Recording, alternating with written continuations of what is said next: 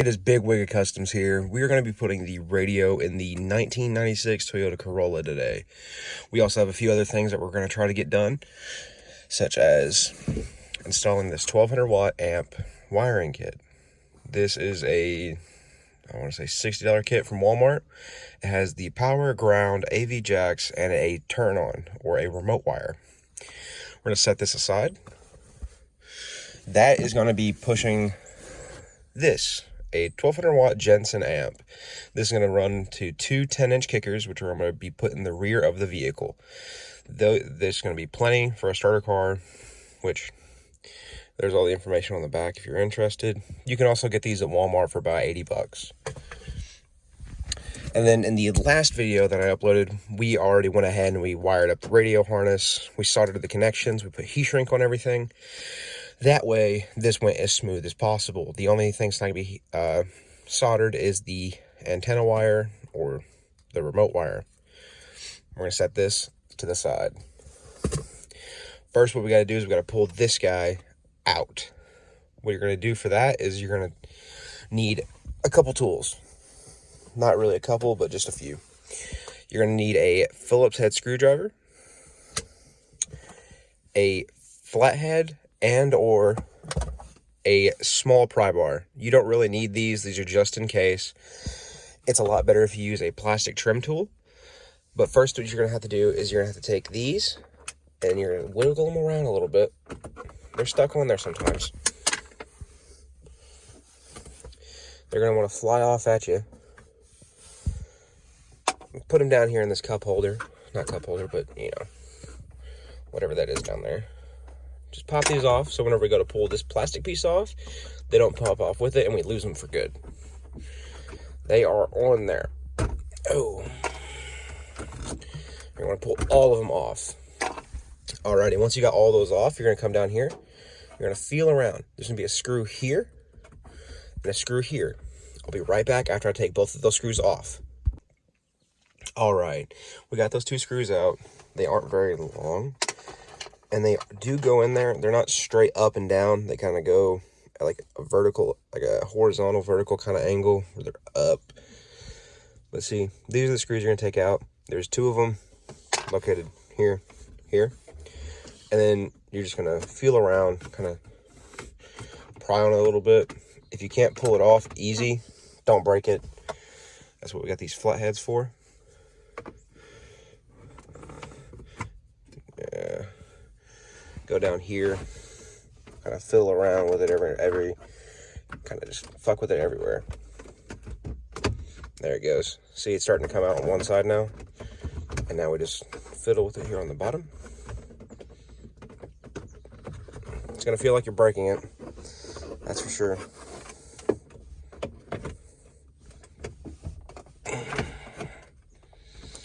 It is in there good. I'll take this pry bar here. Just go around it a little bit. Okay.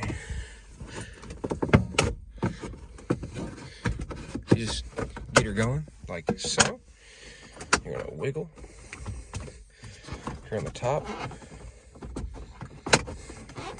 It's gonna be jammed in there pretty darn good.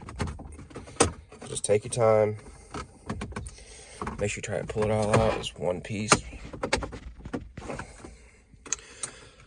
I'll be right back with you. Alrighty, we got her on out. So you'll take it, pull her. You gotta wiggle her pretty hard. If it's never came out of there before, it's not gonna want to come out. Take that. We're gonna tuck that all the way up there out the way where it's nice and safe. Actually, I'm gonna grab that again. When you go to pull it out, your AC button is gonna be removed. Make sure you take that out. It should come out as a whole piece. You know, make sure there's no dust in that connector when you go to put it back on. Put that here. And if you look here on the back of the unit, there's 3 wires. These wires don't want to come out. The middle one especially is a little finicky. The bottom 2 are the easy ones. The top one is the one, nope, I was right the first time. The middle one's the finicky one. So these are the 3 wires here. Just kind of push those out the way. Now you got 2 screws. You got one here, or you can use a 10mm socket with three screws, 4 screws, one here, same on the other side. I'm gonna get those removed and I'll be right back with you. Alrighty, once those 4 screws are removed, you're gonna take the radio, wiggle it out just a little bit, take your time, be easy with it. You don't want to overextend none of these wires. See, as it doesn't want to come out right there. You'll reach back here and just start unplugging stuff. The antenna, you'll look over the top of it, you'll look down at these connectors, and then you'll fiddle with those until you can get them out. Usually with these, should be this button here, push it down, and then I will be right back. I can't do this with one hand. Gonna be your 2 connectors right there, here, and then that's your antenna hole. Once that's out, set it to the side. You can sell these on eBay for people who want to go back to stock on their cars, trading them in, those kind of things. People will buy those. You know, you can make 40, 50 bucks. So you could make what you paid double for the aftermarket radio. So then what you're going to do is you'll take your aftermarket head unit and you'll locate the 2 plugs, which are the ones that plugged into the back of the radio. And then these are going to be these 2 plugs here. We're going to get those plugged in now. Alrighty, once you got the radio hooked in, just make sure those harnesses are good. Kind of just stuff her up there for right now, just so you can see your display. Now for the fun part. Cross your fingers, hope it fucking works. Take the key, put it in the ignition, turn it over. Don't turn it on, you don't have to turn it on. Perfect. This means the radio is working. Rise and shine with the Q Crew Morning Show on 99.5 WKDQ. Number 1 for New Country. They are blown. These 2 are blown. You can hear it when you really turn it on. They'd switch smoothies with me for $574. Oh, I'll switch. So what about $574? But those speakers, you know, they're not horrible. You also have the rear speakers.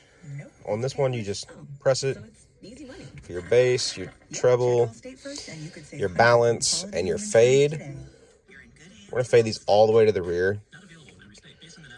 Turn the loud on just to see if we can have any distortion in the in them. Shop Black Friday deals early at JCPenney. Kick off the weekend with women's boots. Now Alrighty, everything's looking good. So we're good on the radio. Next up, we are going to be installing the wiring kit. This isn't a huge job. It's not a big deal. It doesn't take much to install this. It has the wires you need it in the kit already instead of having to make wires. It has the ground cable, AV jacks, a remote wire. You know, I just went over the ground cable, so the remote wire is going to be here. So don't put your dash kit together. Don't put your radio fully in place. Leave that off for now. We're also going to locate a good place in the trunk to put our amp.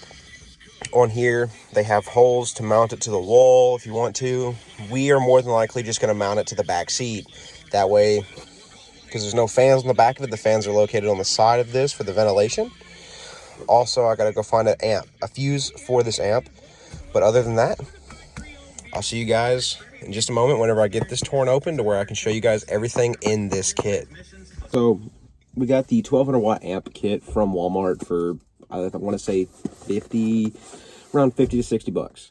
But it has everything you need in it. You don't have to worry about measuring anything. You don't have to worry about buying individual components. Unless you know exactly what you need and it's cheaper, do it that way. Even if you know exactly what you mean, this usually ends up being cheaper anyway. Unless you're doing some really big stuff. Obviously, don't buy a 1200 watt kit if you're pushing 18,000 watts for like 15 like the sub walls and shit. But the kit comes all out in a little bag. All the wires are rolled up together.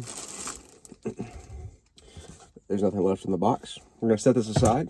We're also going to take that out of here because I want to keep this car, try to clean this car, and before too long we're going to get a detail, or I'm going to detail the car. So you take the bag with everything in it. Then also, you're going to have your little pamphlet. This tells you how to do it most of the way. Some of this is up to user, and you know, how you're going to run the wire, where you're going to run the wire. This tells you just where to place the wires, what to do with the wires, those kind of things. It's not hard. It's pretty simple. But you'll come out of here, close this pamphlet. I'm going to put this aside. I don't need it. So And these do come with little kits. Comes with a little baggie with some clip-ons. You can clip on the wires if you have an amp, you know, where you could use those. Or if you put it on the battery, it comes with sleeves, couplers, and a few little bitty zip ties. Where most of the time you're not going to use zip ties unless you're running it up through here. Which, if you do this up through here, very careful. Don't pinch the power wire. It'll set sparks off. You don't want nothing going off right here. But that's a later. So first off, this is the first thing you're going to connect to your radio. These are AV jacks. This is a, proper set for your subs that run into your amp. It plugs in the back of your radio, plugs into the side of your amp, back of your amp, however yours is set up. This is a pretty good amount of it. This is probably 16, I think it said it was 16 or 20 feet worth of cable. So that's going to run 2 lengths the entire car. So that gives you plenty of room to work with. Run it under the carpet, run it up the back seat, however you want to go. Do not cut this. Splicing this together is not a good idea. It's just not worth it. You can also, if you want to do this even more cheap, you go to the Goodwill, and the AV jacks that plug into the back of older style consoles, or the older style like the VHS players, recorders, those kind of things, those are AV jacks as well. You wouldn't need, I believe it's just the white and the red, or the yellow and the red, one of the 2 combinations. Cut the other one, just snip it, tape it up, you're good. You don't have to worry about it. Take this, set this aside. We're going to be using that here shortly. This, if you want to use this, you can. This is a very small wire. It does not need to be big. It doesn't need to be, don't want to make it super small. It just needs to carry a 12-volt signal across your entire car. Don't pinch this wire. This wire is what turns on your amp, and usually the wire that gets fucked up the most. So we're going to take this and put it with an RV cable. This is the main part of the kit, and why it's so expensive, and why it is, a little more costly, those kind of things. This, I'll put that down here. This is, let me check the pamphlet so I don't tell you wrong, but I believe it's like 18. Yep, no, but it's 16. This is 16 feet of oxygen-free copper wire. Oxygen-free, there's no oxygen in the fucking copper. So it's just pure copper wire. It's just going to be pushing all the power straight to it. Has an inline fuse. You want this as close to your battery as possible. Don't run this all the way to your amp, because then it's going to have that entire length before it shuts off. If something goes wrong, you want it to shut off as soon as possible. So that's why this end has already got the connector on it to place on your battery, your amp. This goes under your hood. You run the rest of the wire to your amp, put it all in there. Something goes wrong under your hood, it'll pop this fuse, all the power to this wire is gone. So you take this, we're gonna put this with our other stuff, all in a nice little pile. Drop the ground wire. Same with the remote wire. If it's not working, it won't turn on. Your ground cable. The ground cable is also another part where a lot of beginning people, when you're starting out making your first couple systems, these are probably going to go bad every now and then for you. They're not going to go bad. You just didn't put it on right. All right. I have had that happen twice, I believe, whenever I had I had a 2000 or 2001 Chevy S10 that I mounted it to the bracket where you would keep your like scissor jack, that kind of stuff. This is just 2 feet long. This does not need to run from your battery all the way to your amp. This, jam it inside of your amp, find somewhere that's pure, just solid metal. If you can hook it to a bolt that goes into the frame, or if you just need it, if you have to, drill it into the car, drill it in the car. Don't make, if you're doing it in the rear, like I'm going to put the subs in the trunk, the amp's going in the trunk as well. Don't be a dumbass and stick it to the roof of the trunk and put a fucking self-tapper, and you can just see it sticking up below your spoiler. I have seen that before. I don't know what they were thinking. Maybe they weren't. It happens. It's usually not on people with, who've done this, usually, because, people make mistakes. So you take this, and I'm going to set this one up here. I'm going to set this one up on the dash for now. Alrighty. But we got this. We're gonna these two go together. These two run from the radio to the back. This runs from the battery all the way to the rear. So we'll put you right down here. All the way to the radio to the rear. Battery to the rear. And like I said previously, it's going to be running into this. This is a dual channel, which we're not going to make it a dual channel. We're going to be putting it as a bridge connection into this. It's going to be ran in sequence or parallel. I'll get there when I get there. But you're gonna have your ground, your battery, and then right in the middle, that small little hole, that's for your remote wire. That turns the amp on, tells it, hey, we got shit to do. You're gonna have maybe 1 or 2 fuses. Make sure they're both there. I gotta find one for this one. This was a free amp, so can't complain. Then you have your this one's a negative, this one's a positive. So 2 wires here, 2 wires here. We're doing 2 subs. So with those 2, it's going to be pulling power from both channels. That way it's going to be pulling the 600, 600. It's going to be going straight. It's going to funnel it properly. The subs are going to have the proper power, the proper output. This is going to be set aside for now as well. This also says it has a digital signal processor antenna for Bluetooth control. Well, it's not what you'd like to see on, oh well. I guess I'm gonna have to connect my phone to this somehow and do the bass, you know, like make sure the bass boost isn't high as fuck, the gain, the output, input, and make sure it's got hitting the lows, hitting the highs, you know, how it should, make sure it's not distorting any. It might be a little not my cup of tea. I prefer you take a little flathead and just twist. That way it's manual input. You can do it as you're playing with your music. You're gonna have to fiddle on your phone the entire time. So anyway, I'll see you guys under the hood. Gonna see you guys under the hood to put in the power wire. Okay, so there's a place for this to go already. So what we're gonna do is I'm gonna take this off here. I'm gonna take this bolt here off, put that down on there, and that'll be good. However, there's tons of options for when you're really doing this. You can go up, straight up your A-pillar, down, into your rear, wherever. But what I like to do is I don't like running it through the A-pillar because of the problems it can cause. Is just jamming it down through here. You're gonna take that, put it there, open your door, and you're just gonna try to feed it as best you can through there. But you'll see it right down in there.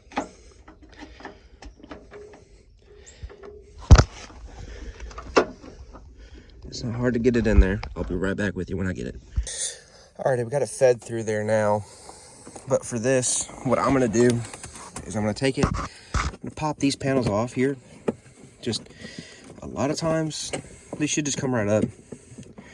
They're held in with clips. They're usually not screwed in. Oh. Just gonna take it, just manhandle a little bit here. See right down here, it's popping up. Grabbing a screwdriver real quick. And we're just gonna go along the bottom. Kind of just free it up a little bit. Might have to do that a couple times, get that screwdriver in there. See, crack. All that stuff just comes right on out. Ooh. Sometimes those clips pop out. So now the power wire is ran. It's got plenty of cable in here to attach to the battery. Runs down through here. If we open the driver door, that's all you see. Right there. It goes under the carpet. I popped all that pieces off. Come back here. This piece of plastic came off, that piece of plastic came off, and it runs up to here. It's gonna go in behind the back seat and into the trunk. I'll see y'all whenever I'm in the trunk. You see here, we got plenty of wire. It comes out of the trunk. So, plenty of wire to work around with. That's from the battery all the way to here. Next up is getting the remote wire and the AV cables routed back here. Same process as the power wire. However, I'm going to do it on the opposite side of the vehicle. It's only going to go from the battery. So from the battery, I went to this way, all the way back. So on the remote and the AV cable together, they're going to come from up here. They're going to come out over this side. That way, power wire doesn't interfere with frequencies or none of that stuff. None of that's fun. You can run them all together. It doesn't hurt it usually, but it's just more of a peace of mind thing for me.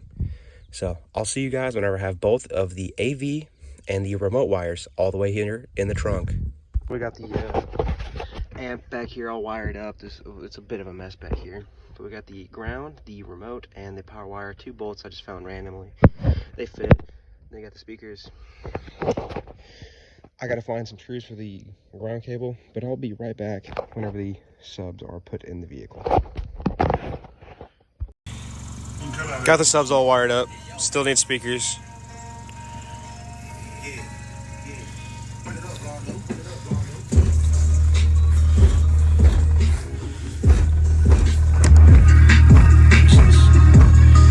It's just 210s on 1200, so it's not huge, but plenty.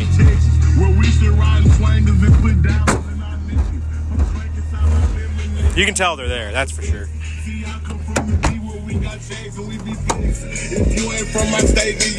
These speakers are blown, so that sounds like ass.